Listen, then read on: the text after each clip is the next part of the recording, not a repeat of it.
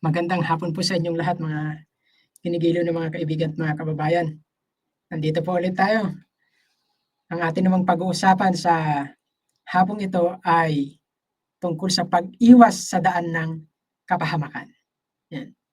So, ang Biblia ay nagtuturo sa atin ng mabuting pag-uugali, kagaya ng kahinhinan sa pag-uugali, kahinhinan sa pananalita, kahinhinan sa pagkilos at moralidad. Yan. Pag sinabi po nating moralidad, ito'y kalimitan tumutukoy sa usapang may asawa. Kalimitan po yan.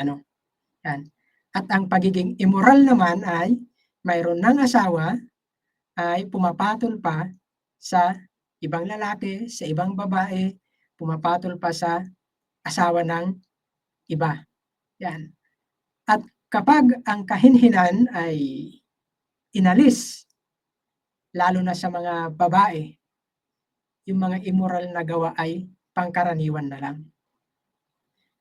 At alam natin lahat mga kababayan, na ang immoralidad ay napakatindi ang resulta sa ating kapaligiran at sa buong sanlibutan.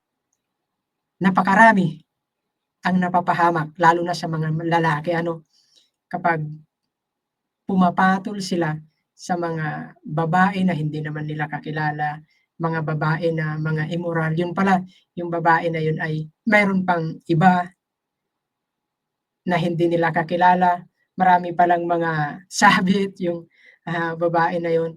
At dahil doon nagkakaroon ng pagkakagulo, ng pag-aaway-away at marami ang napapahamak. Ang sabi sa Proverbs 5:5, ang kanyang mga paa ay patungo sa kamatayan.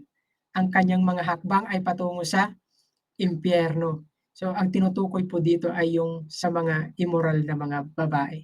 Pero pwede rin yan mangyari ang pagiging immoral sa mga lalaki. Kasi mayroon ng asawa, papatol pa sa ibang babae, o papatol pa sa babaeng may asawa. So, part lang lahat yan ng pagiging immoral. At mayroon pong warning o payo ang Biblia sa atin sa lahat ng mga bagay na yan, na pinapayuhan tayo na huwag mag-commit ng adultery. Pero dahil sa tawag ng laman, dahil sa kahinaan, ay marami ang pumupunta o lumalakad doon sa daan na kung saan patungo sa pagkapahamak, patungo sa pagkasira ng buhay, patungo sa pagkasira ng pamilya.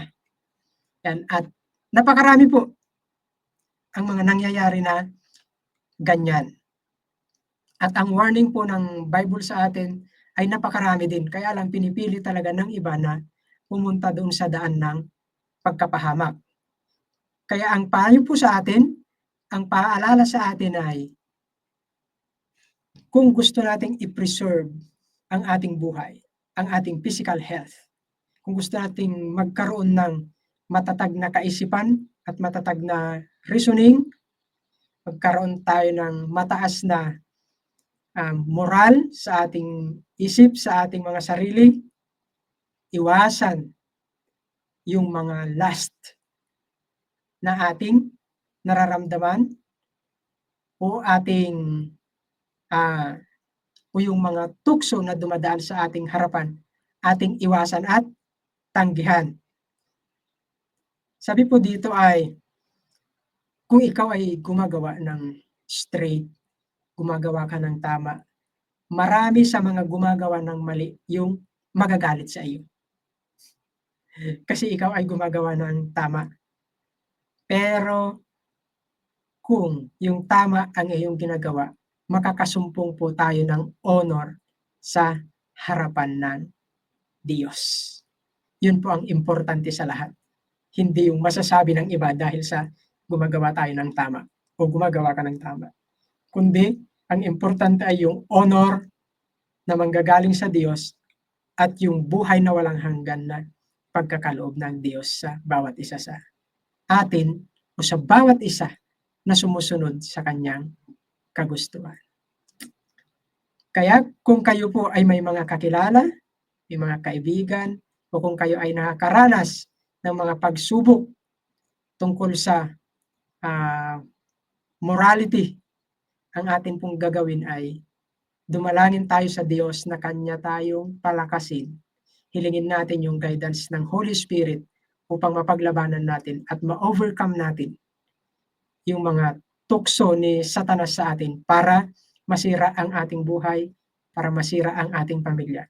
Kundi, pumunta tayo sa guidance ng Diyos upang maging maayos ang ating buhay at upang maging mas maayos ang kalagayan ng ating pamilya. Maraming salamat po sa inyong panonood.